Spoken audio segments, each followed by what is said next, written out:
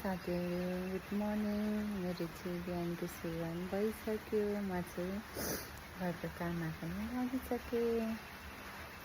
आजको मौसम चाहिँ यस्तो छ साथीहरू, रातिदेखि नै पानी परेको। अहिले पनि सिमसिम पानी चाहिँ परि नै राखेको छ। जे भए पनि मौसम चाहिँ शीतल छ। अहिले चाहिँ एक गिलास मनतातो पानी पिएँ। म चाहिँ बिहान उठेर खाली पेटमा जहिले पनि पहिला चाहिँ एक गिलास मनतातो पानी पिउँछु। अहिले चाहिँ झाडु पोछा पनि गरिसकेँ अनि त्यसपछि चाहिँ म नुहाउनलाई गएँ। चाहिँ नुहाइधुवाइ पनि गरिसकेँ साथीहरू। आज चाहिँ कपाल नुहाइनँ, म चाहिँ कपाल एक दिन बिराएर नुहाउँछु, हिजै नुहाएको थिएँ। त्यही भएर आज चाहिँ नुहाइनँ। अब म फुल टिप्न जाँदैछु। हाम्रोमा चाहिँ भर्खरै फुलहरू आँगा काटेको, त्यही भएर चाहिँ त्यति धेरै फुल छैन, अलिअलि छ। अनि मैले चाहिँ फुल पनि टिपिसकेँ अनि फुल टिपेर चाहिँ पूजा गर्नलाई गएँ। अनि मैले चाहिँ भित्र मन्दिरमा पूजा गरिसकेँ। त्यसपछि चाहिँ बाहिर तुलसाको मठमा पानी पनि चढाएँ। मैले चाहिँ पूजा सकेर डाइरेक्ट किचनमा गएर चिया बनाएर पिएँ। अनि त्यसपछि चाहिँ आज मेरो सब्जी चाहिँ करेला र आलु थियो अनि सब्जी काट्नतिर लागेँ। मेरो चाहिँ करेलाको सब्जी पनि पाक्यो अनि मैले चाहिँ चना र आलुमा ग्रेभी बनाएको थिएँ।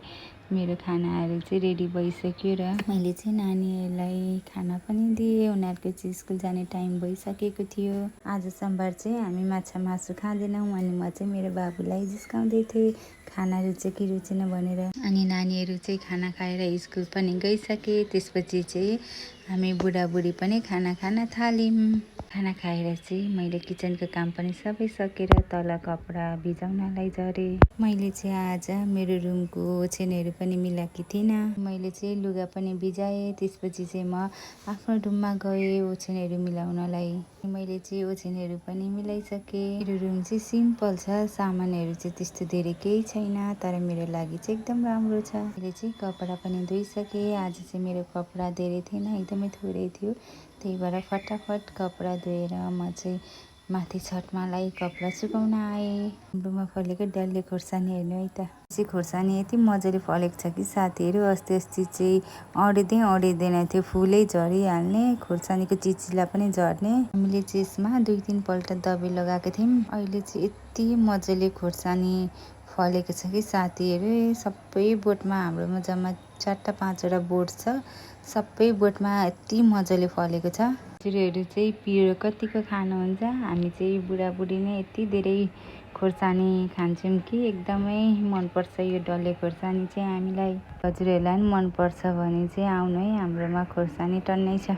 हाम्रोमा चाहिँ खोर्सानी मात्रै होइन साथीहरू, कागती पनि फलेको छ। तर यो पालि चाहिँ पहिले जस्तै चाहिँ फलेको छैन, तर जेस फल्न चाहिँ फलेको छ। यो कागतीमा चाहिँ यति धेरै रस हुन्छ कि। मेरो चाहिँ घरको कामहरू पनि सबै सकिसक्यो। अब चाहिँ म कपडा चेन्ज गरेर तल आफ्नो रुममा गएँ। म चाहिँ रुममा आएर आनन्दले एकछिन बसेँ अनि चाहिँ हल्का मेकअप गर्नतिर लागेँ र मेरो मेकअप पनि सकियो।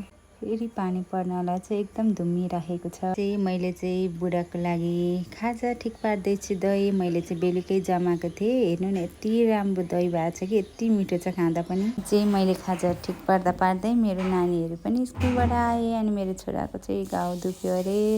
हेर्नु न साथीहरू, अस्ति लडेर घाउ भएको थियो, अहिलेसम्म ठिक नै भएको छैन। बेन्डेज फुस्के मामु भन्दै आएछ। अनि चाहिँ मैले एक्जाम कस्तो भयो भाइ भनेर सोधेको, एकदम हाँसेर खुसी भएर राम्रो भयो मामु भन्दैछ। अनि चाहिँ मैले पसलमा पनि खाजा पुऱ्याएर आएँ। त्यसपछि चाहिँ म पनि खाजा खान थालेँ। मेरो खाजा चाहिँ थियो चना आलुको ग्रेभी अनि मुरे अनि चिया। अहिले चाहिँ खाजा पनि खाइसकेँ साथीहरू। अनि चाहिँ एकछिन राजगढ जाने काम थियो र हामी बुढाबुढी चाहिँ लाग्यौँ राजगढतिर। मौसम चाहिँ यस्तो छ साथीहरू, हिँड्दै कतिखेर कहाँ पानी पर्छ टुङ्गै छैन। त्यसपछि चाहिँ हामी राजगढ पनि पुग्यौँ साथीहरू। यो चाहिँ राजगढ बजार छिर्ने गेट हो। हामी चाहिँ कहाँ गएको थियौँ भनेर हजुरहरूलाई त थाहा भइहाल्यो होला भिडियो हेरेर। मैले चाहिँ भिडियो अलिअलि गरेर पनि देखाइदिएको छु। अनि यो चाहिँ राजगढ बजार हो।